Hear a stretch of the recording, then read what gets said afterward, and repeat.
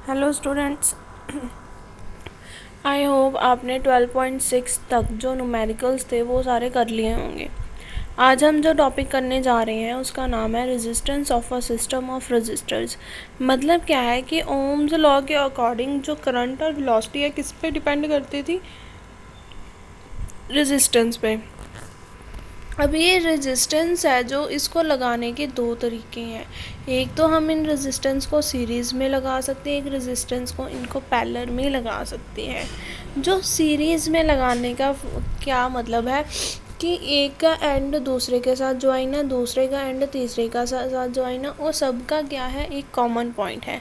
सबका एक पॉइंट से अंदर जा रहा है और दूसरे पॉइंट से बाहर है। सबका जो कॉम्बिनेशन है, टुगेदर है, एक ही पॉइंट से हो रहा है, उसे हम कहते हैं रेजिस्टेंस इन सीरीज़। जो वोल्टेज से सप्लाई जा रही है, सपोज़ कि जो हमारी बैटरी से हमने जो सप्लाई देनी है वो पॉजिटिव डायरेक्शन से जब शुरू होगी तो यहाँ से जाके वो सबसे पहले किसको बने मिलेगी, R1 को। Clear?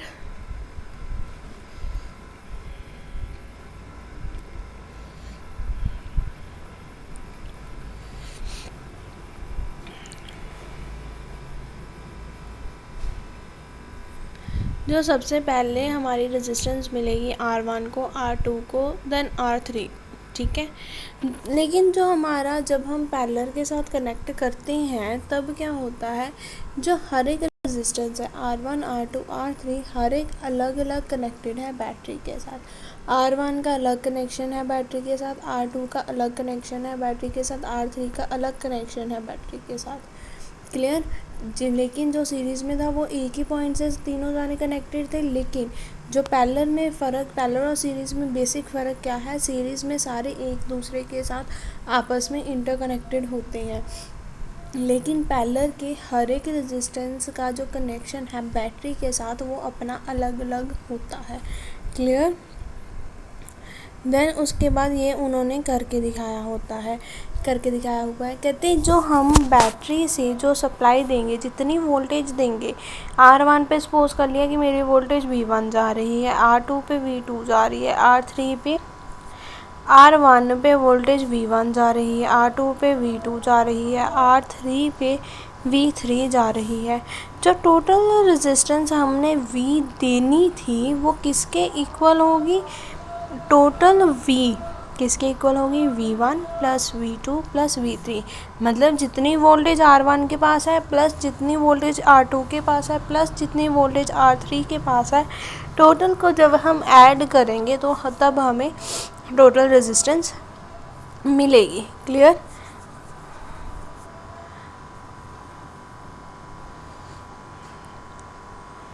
Then by applying the Ohm's law, Ohm's law क्या कहता है, V is equals to I R. V is equals to I R जब हम इसके ऊपर अप्लाई करेंगे रेजिस्टेंस के ऊपर तो हमारे पास क्या होगा, V1 के लिए रेजिस्टेंस है R1 तो क्या आ जाएगी V1 आई R1। V2 के लिए रेजिस्टेंस कितनी थी R2 तो क्या आ गया V2 is equals to I R2। V3 के लिए रेजिस्टेंस कितनी थी R3 तो क्या आ गया V3 is equals to I R3। Clear? तो सारी V1, V2, V3 की वैल्यूज़ लास्ट इक्वेशन जो हमारी V is equals to V1 plus V2 plus V3 वाली थी उसमें पुट कर दी तो हमारे पास क्या आ गया, I R is equals to I R1 plus I R2 plus I R3 दोनों साइड। ठीक है, इसमें मैंने क्या किया, इस वाली इक्वेशन में एक साइड पे है मेरे पास आई आर, दूसरे वाली साइड पे मैंने क्या किया, आई कॉमन निकाला, अंदर मेरे पास क्या बच गया R1 plus R2 plus R3। ठीक है, ये वाले आई से मैंने ये वाला R कैंसिल आउट कर दिया। क्लियर? तो मेरे पास इक्वेशन क्या बनेगी, R is equals to R1 plus R2 plus R3। Clear? जब हमारे रेजिस्टेंस में होता है तो टोटल रेजिस्टेंस, जो टोटल पूरे के पूरे सर्किट में कितनी रेजिस्टेंस आ रही है वो डिपेंड करता है कि हमारे पास कितने रेजिस्टर्स हैं। सपोज अब हमारे पास 3 रेजिस्टर्स है तो तीनों रेजिस्टर्स का जब हमने टोटल किया तो हमें फुल वोल्टेज मिल गई, जितनी हम फुल रेजिस्टेंस मिल गई जितनी हमारी सर्किट में घूम रही थी। क्लियर। लेकिन अब आ गया हमारे पास पैरेलल की बारी। तो पैरेलल में क्या होता है, मैंने आपको बताया R3 का अलग कनेक्शन है बैटरी के साथ, R2 का अलग, R1 का अलग। क्लियर। तीनों का अलग अलग कनेक्शन है, दैट मीन्स तीनों की करंट भी अलग अलग होगा। तीनों का करंट अलग अलग है तो क्या आएगा, I is equal to I1 plus I2 plus I3। By law, Ohm's law के according V is equal to I R होता है।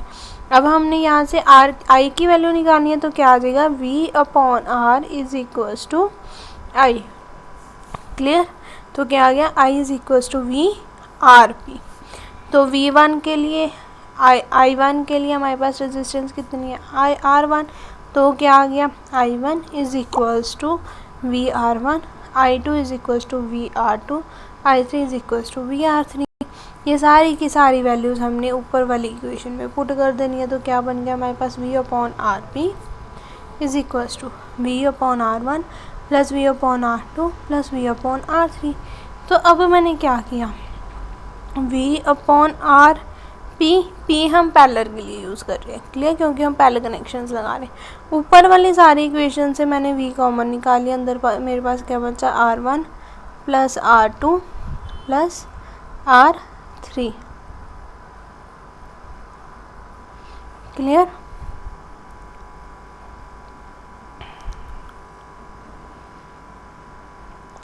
ठीक है, तो ये वाले V से मैंने ये वाला V कैंसिल आउट कर दिया। तो मेरे पास क्या बन गया, 1 upon R P is equals to 1 upon R1 plus 1 upon R2 plus 1 upon R3। Clear. Series में हमारे पास क्या आया था, RS is equals to R1 plus R2 plus R3। लेकिन पैरेलल में क्या आया, 1 upon R P is equals to 1 upon R1 plus 1 upon R2 plus 1 upon R3। Clear. Then उसके बाद आता है हमारे पास heating effect of electric current. अब हीट का इलेक्ट्रिक करंट पे क्या असर पड़ता है। बैटरी या सेल की बात करें तो वो इलेक्ट्रिक एनर्जी का सबसे अच्छा सोर्स है। वो क्या करता है, केमिकल रिएक्शंस करता है सेल के अंदर, जिससे पोटेंशियल डिफरेंस क्रिएट होता है सेल के 2 टर्मिनल्स के बीच में। पोटेंशियल डिफरेंस क्रिएट होने के कारण इलेक्ट्रॉन्स जो हैं वो एक जगह से दूसरी जगह पे मूव करना शुरू करते हैं। इस तरीके से करंट जो है वो हमारा मूव करना शुरू हो जाता है। ठीक है, कंसीडर करके चलते हैं कि हमारे पास आई है, आई करंट है जो फ्लो कर रहा है कितने रेजिस्टेंस से, आर रेजिस्टेंस में। दोनों के बीच में जो पोटेंशियल डिफरेंस है वो कितना है, वी। जो टाइम ले रहा है वो एक जगह से दूसरी जगह जाने के लिए, वो टाइम कितना है, टी। कितना चार्ज फ्लो कर रहा है, दैट इज़ क्यू। तो वर्क किसके इक्वल होगा, कितना पोटेंशियल है मल्टीप्लाई बाय कितना चार्ज है, दैट इज़ वी क्यू। तो हमारे पास कितनी पावर लगी, कितनी पावर हमने यूज़ की ताकि हम इतना वर्क डन कर सकें। तो पावर का फॉर्मूला क्या होता है, work done upon time. Work done की वैल्यू कितनी है, वी क्यू। टाइम किसकी इक्वल है, टी के। क्लियर। तो हमारे पास पी किसके इक्वल आ गया, वी क्यू अपॉन टी। अब क्यू अपॉन टी किसके इक्वल होता है, आई, दैट इज़ करंट के। तो हमारे पास क्या आ गया, वी आई। क्लियर। अब तो हमने अभी बात की थी पावर की। पावर के बाद हमारे पास क्या आया कि जो हम एनर्जी सप्लाई करते हैं टाइम टी के लिए, वो कितनी होती है कि कितने टाइम के लिए सप्लाई कर रहे हैं, मल्टीप्लाई बाय कितने पावर की सप्लाई कर रहे हैं, जो किसके इक्वल आता है, वी आई टी के। जो ये वी आई टी है ये क्या करता है, हीट प्रोड्यूस करता है। सो हीट का फॉर्मूला क्या आ गया, heat is equals to V I T. Clear. Then उसके बाद V का formula by Ohm's law, V किसके इक्वल होता है, आई आर के। तो मैंने ये वैल्यू यहाँ पे पुट करी तो मेरे पास क्या बन गया, H is equals to I square R T. Clear. कैसे आया ये देखो, H हमारा किसके इक्वल था, वी आई टी के। ओम्स लॉ के अकॉर्डिंग V किसके इक्वल है, आई आर के, मल्टीप्लाइड बाय आई टी। दो आई हो गए, I into I square R T. Clear? ये देखो ये फॉर्मूला बन रहा है, H=I² RT।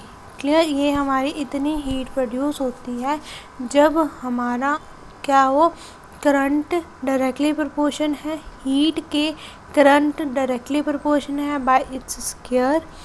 देन उसके बाद रेजिस्टेंस डायरेक्टली प्रोपोर्शन है हीट के, टाइम भी डायरेक्टली प्रोपोर्शन है हीट के। क्लियर? देन उसके बाद प्रैक्टिकल एप्लीकेशन है हीट की। इसमें ये बताया गया है कि जैसे सपोज कि मैंने कोई ना बल्ब जो है वो जगाया हुआ अपने रूम में, थोड़ी देर बाद देखोगे जब आप बंद करके उसको टच करने की कोशिश करोगे तो वो बहुत ज़्यादा गर्म होता है। वो गर्म क्यों होता है? क्योंकि इलेक्ट्रिसिटी क्या प्रोड्यूस करती है? हीट एनर्जी प्रोड्यूस करती है। कई बार आपने ये सुना होगा कि हमारा जो फ्यूज़ है वो उड़ जाता है। फ्यूज़ उड़ने का मतलब क्या होता है कि फ्यूज़ के बीच में जो वायर, मेटल की वायर लगी होती है, जब उसमें हम करंट पास करते हैं तो कई बार ज़्यादा करंट आने की वजह से वो क्या हो जाती है, मेल्ट हो जाती है ड्यू टू द हीट की वजह से वो क्या हो जाती है, मेल्ट हो जाती है। दैट मीन्स इससे भी हमें यही प्रूव होता है कि जो हमारी इलेक्ट्रिक एनर्जी है क्या प्रोड्यूस करती है, हीट एनर्जी प्रोड्यूस करती है। क्लियर? इससे आपका ये चैप्टर कंप्लीट होता है। क्या था? उसके बाद आपका आता है इलेक्ट्रिक पावर। पावर हमने निकाला किसके इक्वल होता है, वोल्टेज इनटू करंट के। तो वोल्टेज बाय ओम्स लॉ किसके इक्वल होता है, आई आर के। तो वैल्यू पुट करो, P = V की जगह क्या पुट करना है, आई आर इंटू आई क्या हो गया, आई स्क्वायर। तो वहाँ पे क्या आ गया, P = I² R। ठीक है? ऐसा ही यूनिट इलेक्ट्रिक पावर की क्या होती है, वाट। 1 वाट किसके इक्वल होता है, 1 voltage multiplied by 1 ampere. 1 kilowatt hour किसके इक्वल होता है, 1000 वाट मल्टीप्लाई बाय 3600 सेकेंड्स। तो उसको सॉल्व करके हमारे पास कितना आया, 3.6 × 10⁻⁶ जूल्स। मतलब 1 किलोवाट आर किसके इक्वल है, 3.6 × 10⁻⁶ जूल के। क्लियर?